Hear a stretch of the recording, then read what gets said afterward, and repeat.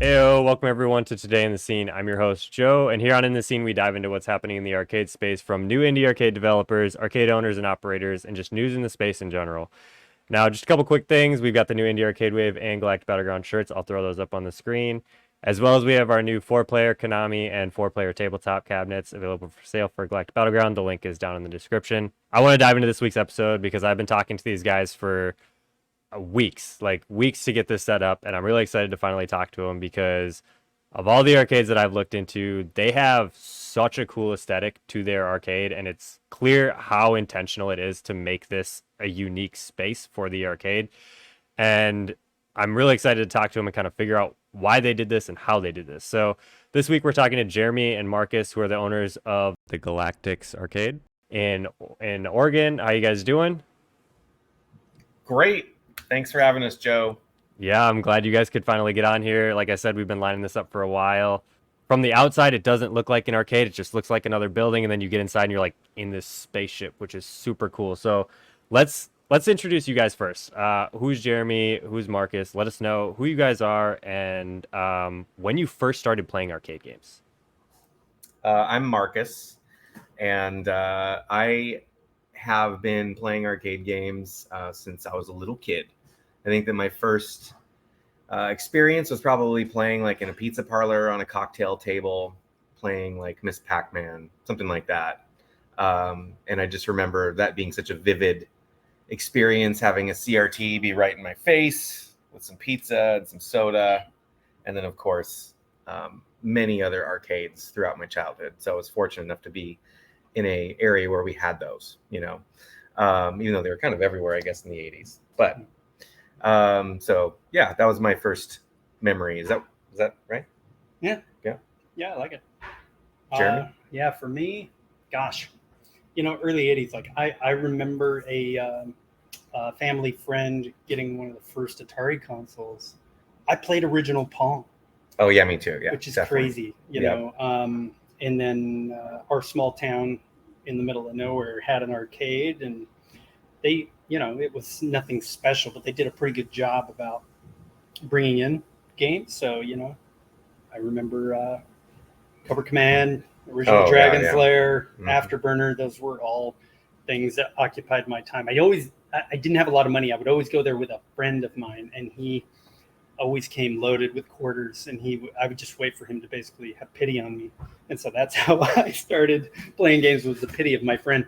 And then, of course, in middle school, original NES, Oh yeah. Yeah, my friends had original NES. Again, I did not, but spend a lot of time at a friend's house, and before you know it, you've wasted 2 hours playing Contra. So it's a blast. Yes. Yeah, I mean, I like that, the idea of like going with your friends. I mean, really, like when it comes to arcades and gaming and stuff, it's a shared experience. It's always better when you share it with somebody else. So having a friend there, like through the whole history of it, is, I think, a really good way to do it.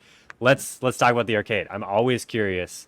I've talked to a lot of arcade owners at this point. I'm always curious as to how it starts. So how did the Galactix Arcade, like, how did you go from idea and concept to it actually being a physical place to go and visit? Well, so I've always, like I was saying, I've always been into video games, so it started out, I've always collected console games. Jeremy hit on some really classic, retro console games.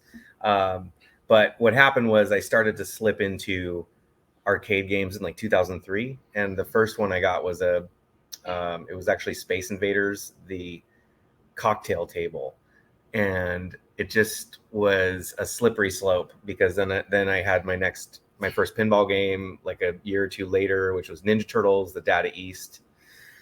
And, when you start having those games sort of around, they break, and then you have to fix them.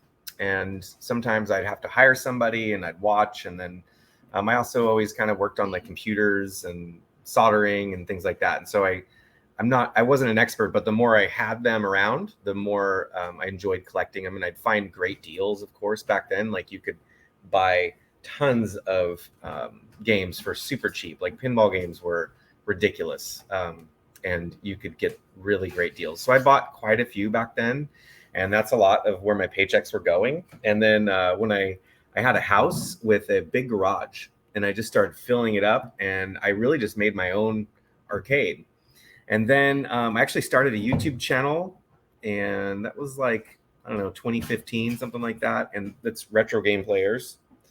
And I started that, and my intention was to make gameplay, like reviews, but also do arcade stuff. So there was a point where my wife and I moved from Portland out here to Astoria, and it became really clear that we wanted to do some kind of arcade bar of some kind. And it was loose. It was a loose thought process, but we had a space that we could work with.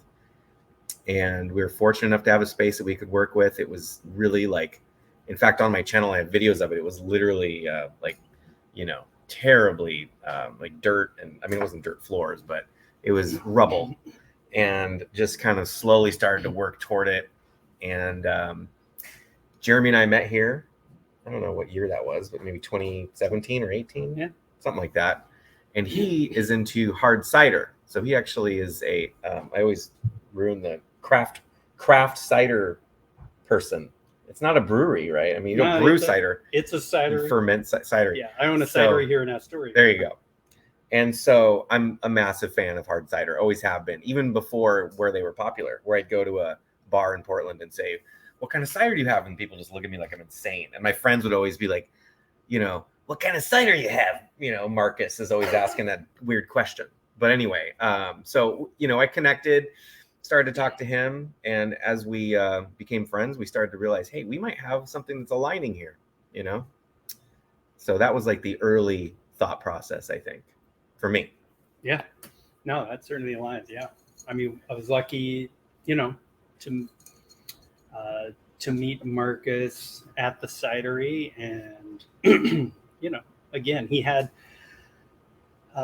and his wife they have this building here in town that they've been remodeling and restoring. It's a classic building in the original downtown core of Astoria. Of course, people know Astoria. If you know the Goonies or Kindergarten Cop, you know Astoria. Short Circuit. Oh yeah, very popular films, and the historic core was rebuilt after a major fire, so a lot of it's like post 1922, and they've been historically remodeling and refurbishing this building. And he brought me down to the basement. He's like, let's do something down here, and it was like, wow, really? What the hell are we going to do down here?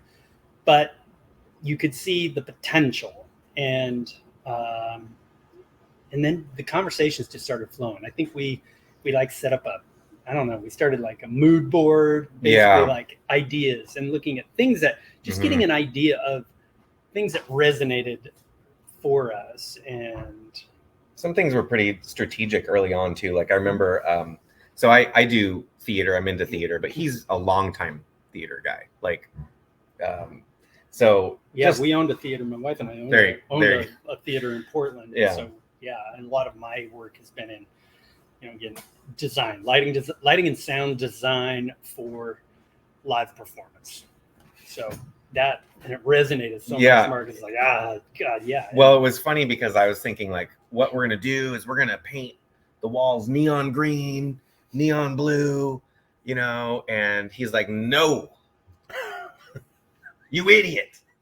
No, all black, paint it all black, and use lighting to control the mood and the look and the aesthetic. And so that was a start, I'd say, to at least pinpoint like a look and a feel. Oh, absolutely. And then I think the thing that really opened things up is Marcus introduced me formally, even though I kind of knew of it, I didn't really know of it, of vaporwave as an aesthetic, and the notion of the vaporwave aesthetic as it fit into this kind of dark, retro can sometimes be a dirty word, but here it's really not. It's like there's that very specific aesthetic. You know what it is when you feel it. It's very vaporwave. It's a little bit dark. It's a little bit on the edge. It's a little bit electronic, a little bit familiar, but very much foreign. And if you listen to vaporwave music, that's a pretty common mode of vaporwave music producers, is to take things that are familiar and to make them unfamiliar. And that really resonated. Like, yeah, this place needs to feel like you are going somewhere that it just, it's almost uncanny valley, right? This doesn't feel quite right, but it feels really right. And so we just kept sort of exploring what that looked like. And I think that was really key to finding our way, was pushing to the side the functional elements of an arcade, right? Because at the end of the day, okay, I'm an arcade. I've got games. I've got business hours and somebody to sell you drinks or whatever. Somebody competent who can run the place. That's your functional stuff to drop in the pot. It's all the non-functional stuff, though, that elevates it. And that's where I think we spent a lot of time up front, like a huge amount of time. Like, and then. Yeah, I mean, like our garbage cans even are a throwback to some sort of sci-fi reference, right? So like, I think the details are really what we tried to nail. Absolutely, because at the end of the day, that's the kind of stuff that matters. That's the stuff that sticks in your brain. And when you think of great experiences growing up, whether it was with they're arcade related or not, it's often a little detail that sort of captures you. So that was like when we were really like steeped in this ideation process in like 2019, and then COVID hit, March 2020, shut everything down. We had to shut the cidery down. We were planning on opening almost right before then. And then in a way it was good because it delayed it. And so we were able to even just keep refining. But yeah, and that, oh boy, talk about throwing a spanner in the spokes, because it really changed like our design, everything. Like as we started thinking out, we had to project out like how long do we think this is going to last, and what are going to be the lasting implications? Like, do we have to think of like one of our early designs? I loved it. It was kind of cool, right? It had the little like bank teller portals, like a bulletproof window behind the bar, almost with like the bank, so you could like communicate, like have it be amplified. We were thinking of all sorts of potential avenues that it may go, but we knew there'd be an end. And we needed to be ready for it and what that would look like. But it also gave, like you said, it gave us a lot of time. Like we were thinking of, early on, do we do coin mechs? Oh yeah. Or do we go digital? And so we had we were able to vet those potential solutions, really think them through, and then finally make a decision to go cashless. That I'm pretty happy with. But I think time really, what was originally something that really sucked, it proved to benefit us. So then we just kept going. And when did we actually end up opening? January 21? Yeah. Right? Yeah. Yep. Yeah, I mean, that makes sense. It sounds like you guys had a good connection from the beginning. You kind of had similar interests, similar ideas for the arcade, more time to like really refine everything. And you mentioned on like aesthetic, lighting, all that stuff.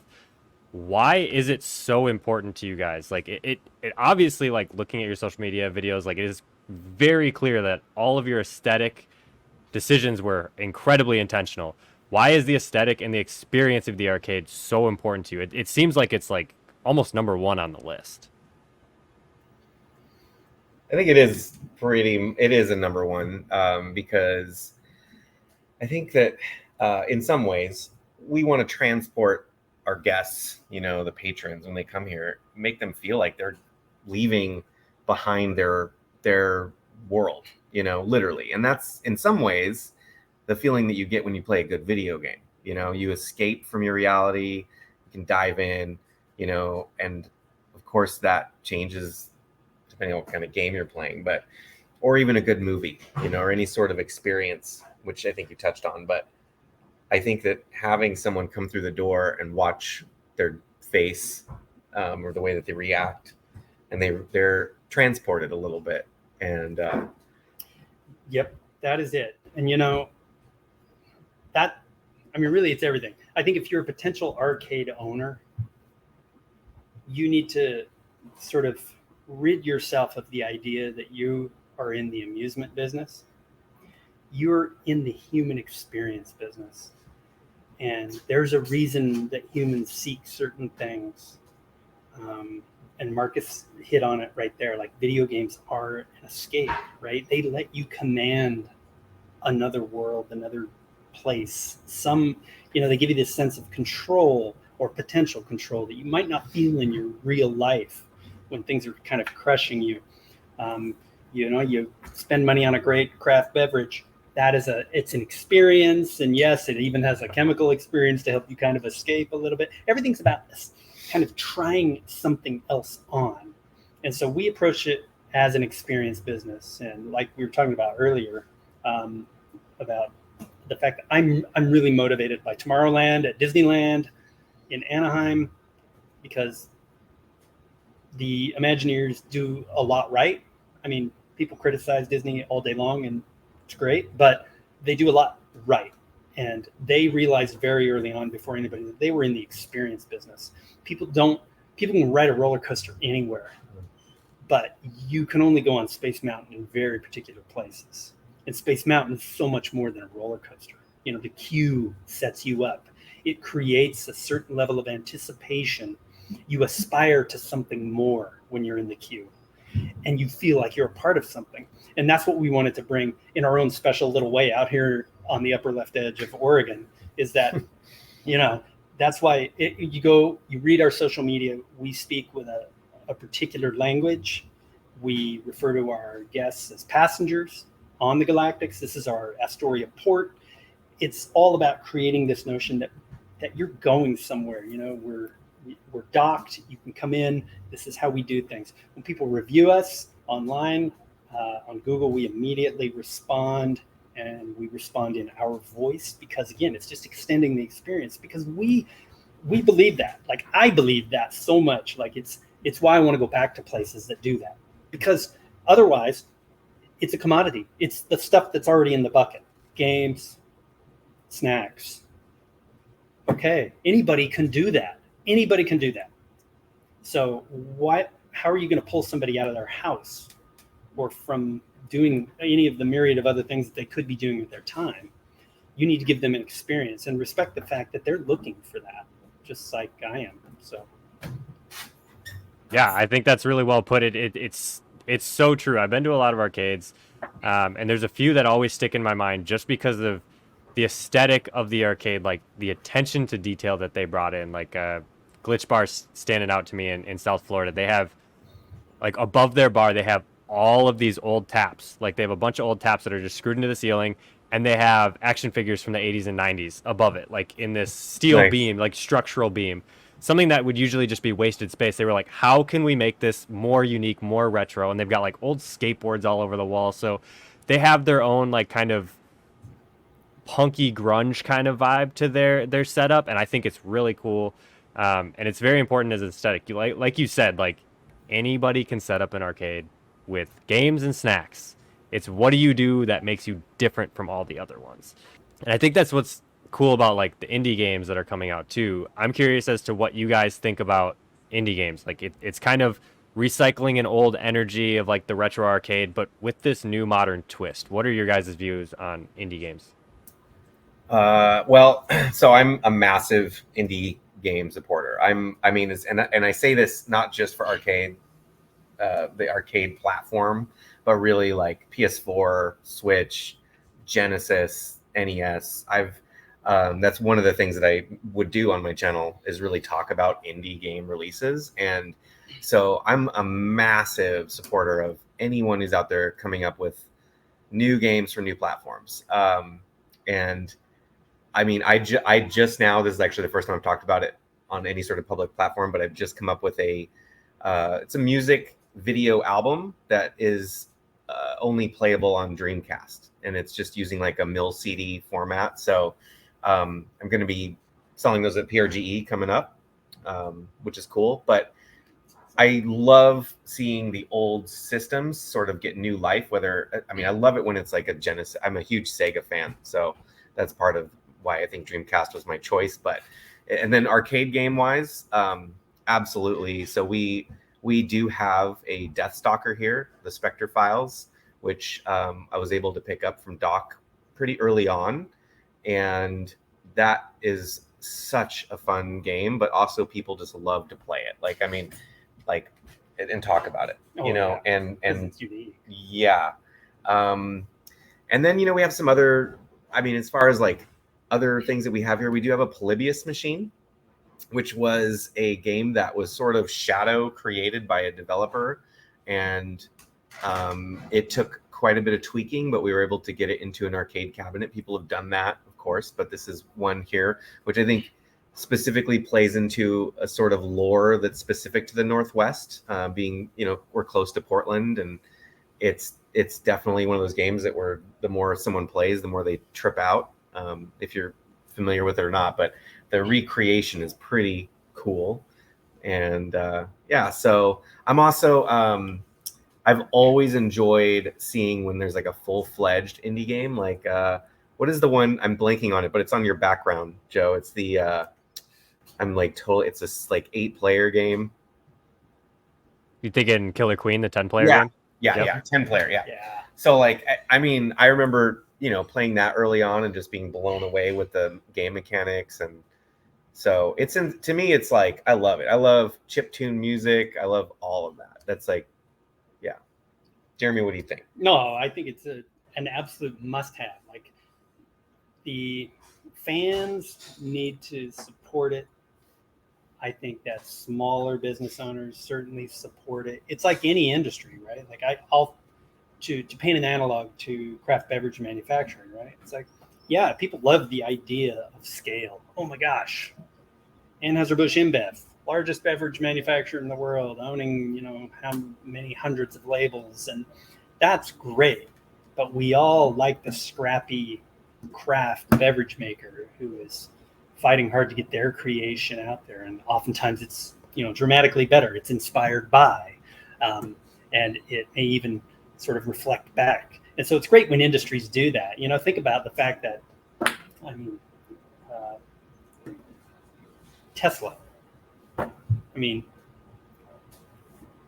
Thinking about how you can play a video game on their little TV. oh yeah, no. I'm thinking like 25 years ago, the idea of an independent manufacturer was still like, oh yeah, that's cute, you know. Yeah. Independent manufacturers, and now we've just got so many again. So it's great. It's truly, I think it fits into so much of what can be great about something that's terrible, which is capitalism, right? This is one of those things that could be really great about capitalism. It's that drive that inspires people to bring things back, and also with indie publishers making things that are evocative of a time and a place, you know, like music. Mm-hmm. I love FM84, great music producer, writer, musician, who writes music that is evocative of the mid 80s, right? But it's very much new. And I think it taps into that same thing, which is like, I'm inspired by it. This is awesome. That time was great. And we're still creating new things in that vein. I love that answer. That actually made me think back to, we've had it happen a couple of times. We were showing Galactic Battleground either off at in our a convention. It also happened in an arcade when we were showing it off. And we had a guy walk up. We weren't at the cabinet, and he walked up with a friend, and he was like, "Oh man, I remember playing this game when I was like 10." Oh wow. And I was like, "You're in your 40s. This game is 3 years old." So Yeah. I'm really happy that you actually think this game existed back then, and that it elicits that experience and that nostalgia from you. But it's brand new. But I'm honored. That's a big compliment to us, because that's what we're trying to do. You know, we're trying to bring back that old energy with a modern twist. Yeah. And you know, some people are hitting it, and I really love to hear it. I want to hear a little bit more from Jeremy about the beer selection. You said that you've got a lot of ciders. Ciders are kind of like your main focus, or at least like half of your taps. Let's hear a little bit more about that and why you brought that in. Real quick. Yeah. You just being on the indie thing. This isn't a cider indie podcast, clearly. But Jeremy is a master cider maker. I mean, and I say that as someone who's a fan, but truthfully, he built a brand out here, and his skill at creating farmhouse style hard ciders is unbelievable. And he's got an actual location here in town called Fortune and Glory. And I mean, he's been at it. I don't want to, but I'm just saying, as far as like an indie business and coming up and trying to come up with something, because like, you know, like when I was drinking hard ciders, it was like, you know, what is it, like that little beaver, what is that weird beaver, woodchuck, that's what it is, woodchuck, and like Spire, and you know, these like big companies, you know, Hornsby's, yeah. And anyway, it's cool that just to hear him talk about the indie game scene a little bit too, because it's like, I think it echoes what you've totally done. Right. I mean, no, that's exactly. I mean, yeah. First of all, thank you. That's generous. I think it's totally generous. But you're right. It's that same. It's all in that same vein, right? It's like, you know how it is, Joe. I mean, trying to manufacture something, trying to envision something, and then bring it to reality. Like, that is very much evocative of a time and place, and touches those things, right? It's not just a video game. What it means so much more to people, because it touches into things that are, you know, that are from their past. I mean, yeah, nostalgia can be a toxic impulse, but here it's not. It's inspiration, right? And I think for us, I mean, it just was serendipitous that, you know, I met Marcus at the cidery, because he and his wife were cider fans, and we talk about cider, and the idea of this being a cider heavy menu was probably more Marcus's to begin with than even mine. And he's like, no, let's go in on it. So when we decided to have 24 taps, we just split it right down the middle. mm-hmm. You know, we're going to make sure that we have 12 great beer taps and 12 great cider taps, and really try to be that. Like, yeah, I own a cidery, I make hard cider, and we have a cider house. And that's where you go for our cider. Yeah, you can get one of our ciders here, but really this is about all celebrating Northwest hard cider, because there's so much fantastic cider out here that we're really trying to bring more of it in, and help create, you know, really build the market for that has already been built by people who forged it before us. So and I think Marcus and I early on, I mean, one of the first things I remember Marcus saying to me is, we really need to pinpoint focus on who our customer is. Remember, we talked a lot about who do we want our customer to be. Not that we don't see all customers, or that we somehow are trying to exclude anybody, but we need to say we want everybody to feel welcome and comfortable here. And even if you don't play games. Yeah. And you know, you look at everything. You look at that customer profile. It could, you know, what's their typical age range? How do they identify with, you know, their socioeconomic status, gender, whatever the case may be. We want to make sure to sort of hit those sweet points and make sure everybody feels like they can come here and feel that it's awesome. And that cider certainly factored into that, and choosing to go deep into the cider well. But we, again, you know, we live in a great place. Like, people come to Astoria because I think in the state of Oregon, we have more craft beverage manufacturers per capita than any other town, even though it's a small town. I mean, just right around 10,000 people. But we're a destination because we're only an hour and a half from Portland, and we're pretty close to Seattle. So that knowing where our adjunct customers, you know, if you're looking at those sort of the Venn diagram of our customer base, knowing that a lot of those customers are in fact craft beverage tourists, we want to make sure that we capture their interest and introduce them to another experience, another reason to come here and stay. Yeah, I like that. I mean, amongst the figuring out your customer, if you market to everybody, you market to nobody. You know, you got to kind of like have your niche where you figure it out, and then that kind of starts to bleed out into different areas and different kind of people. And it's a smart way to do it, and definitely a unique thing. I don't know many arcades that have more than like one or two ciders, and they're probably a can. You know, they don't have them on tap. So that's definitely one thing that you guys are very unique about. The last question I had for you, we mentioned it before. You guys both used to be in Portland. You guys moved from Portland. What kind of influence on your whole journey here did ground control have? Like, did that kind of propel you forward into being like, you know what, I would love to own an arcade, or I would love to work with an arcade? Yeah, so like I had my bachelor party at ground control.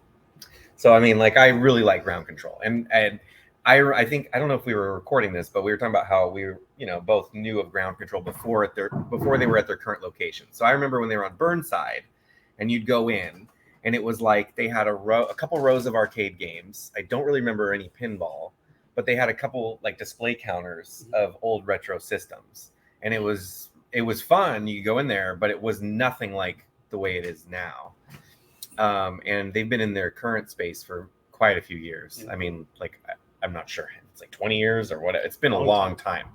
And so I would go there for sure and really, you know, absorb. Just, I love going into little nooks and finding like, oh, this is a cool spot. And like, I like sort of just the layout that they have. I mean, they're amazing. And I remember when they started adding drinks too, like hard liquor.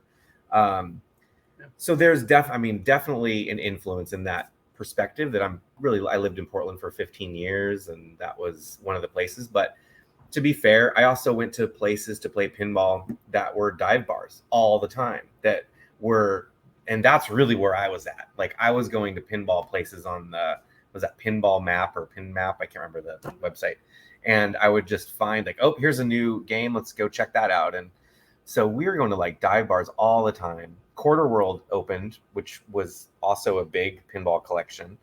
And then, of course, another one that's close to us is Next Level. And those guys are phenomenal. They've been really great for us as well. But yeah, I mean, there's a lot of good like arcade support here in the Northwest, and also really great players. Like, people are really passionate. But for me, like, I just want to say this, like, I've always sort of thought, how cool would it be to have an arcade? Because I do think about, like, you know, rolling into my first arcades when I was a kid, and he mentioned Dragon's Lair, and I remember that, and like paying like $1 for a game or more. I think it was like more. And that was like anyway, you know, just going through those arcades.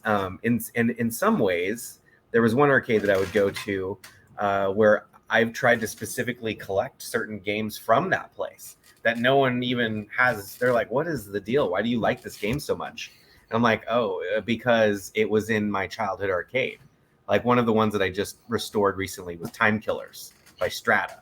And it's, of course, not like that amazing of a game, but it was cool because at the time you had Street Fighter 2, you had Mortal Kombat. I think it was before Killer Instinct.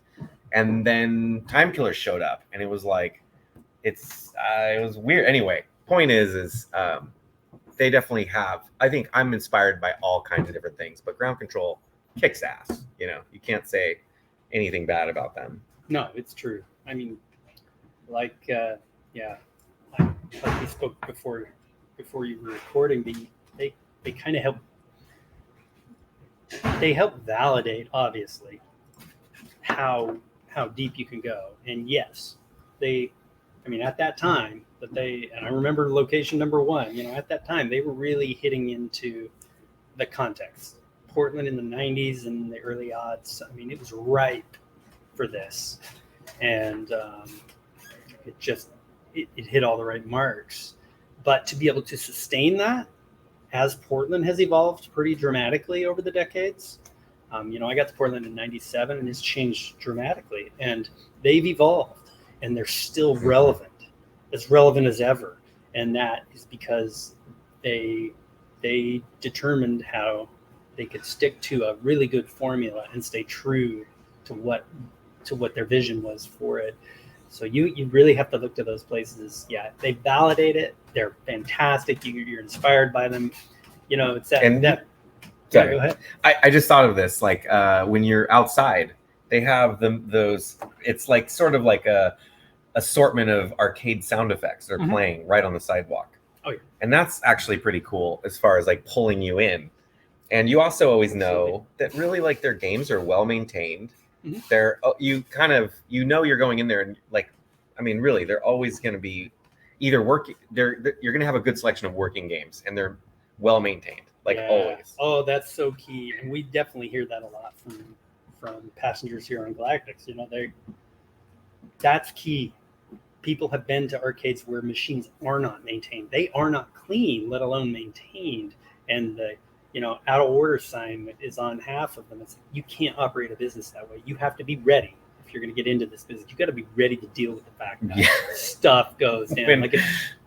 Man, when we first opened and we put our games out here, like I had been going through them and like, restoring them as much as I could. And when we first opened, they were starting to just pop, like just different things happening. And it was stressing me out so much. I started to think maybe we made a mistake. I was like, this is killing my time as far as like, what do I do? But a friend of mine, this guy Terry, actually was up. He's a collector of pinball games and arcade games, and he was like, dude, don't stress about it. He's like, you're doing the best you can. People know, but to me, like, I really obsess hard if a game is down. Like, so one of our things is that I basically, if I can't fix it right away, I swap it with another working game and get it going as soon as possible, because I don't want people to see our out of order signs if we can handle. We don't have that many games, 40 games, but yeah, you got to hit all those marks, and just, again, it's part of the experience, right? If you're always thinking of your customer experience, if that drives everything, it certainly drives so much decision making. And yeah, the functioning games actually, and you know full and well that when you have a lot of retro games, especially, you've just increased your risk and subsequently your maintenance burden. But there's a trade-off for draw and things like that. So yeah, I think ground control is awesome too, because they're not necessarily themed, right? It's an immersion bar, but you're immersed kind of in the world of arcade at its most kind of pure aesthetic. And so it's very unique in that regard. They have really awesome title selection too, like for their space, and I like the multi-level.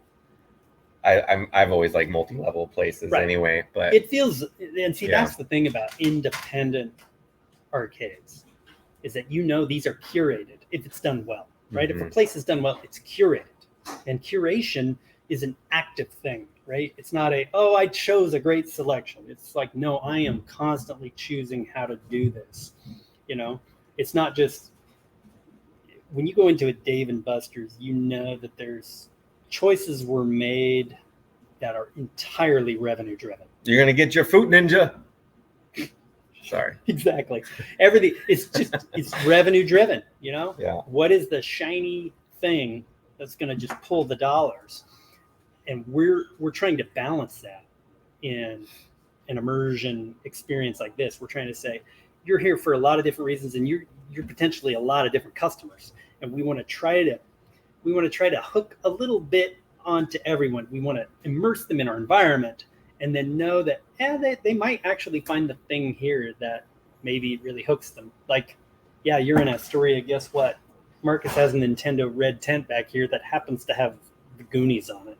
So yeah, you can actually play that here, and you might not find that anywhere else. So it's just a hard part of the business, but I think it makes a big difference.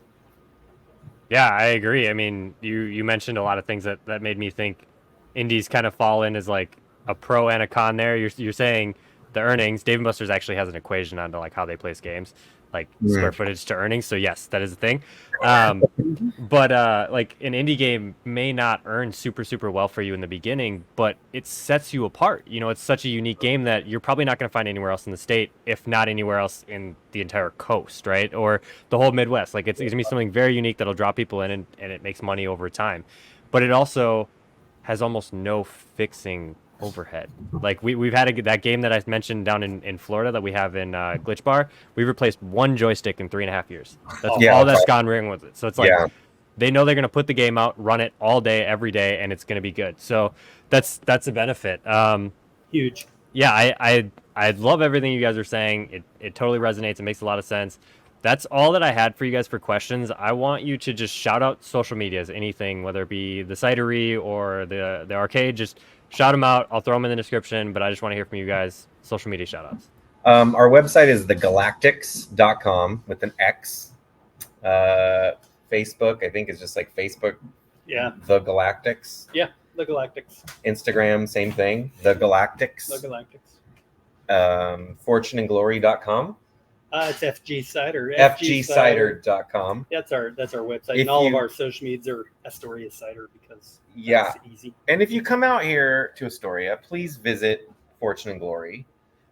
Please visit Galactix. Also, please visit Gizmo's Arcade and Eatery, which is like another arcade that's up about 3 blocks down. It's fantastic. He goes there all the time and eats their hot dogs.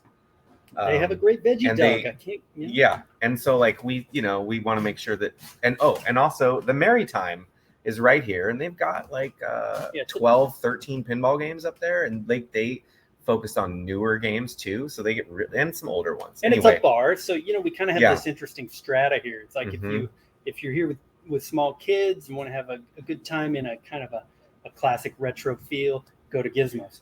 Yeah, you can come to Galactix, where you can have people underage here as well, but it's definitely a tap house experience kind of a thing. And then if if you're not with any kids and you just want to go to a bar, 18 and up, have head a up. mixed drink, play some pinball, you hit the Merry Time. If you like games, this is actually a good little mecca. Oh yeah. Yeah. And then if you are a retro person, of course, and you love things from the 80s, there's plenty to hit here. You got to see the Short Circuit House. Short Circuit House. Amazing You collection. can stay at the Short Circuit House, which I'll get you the link, Joe, but it's there's an Airbnb for it.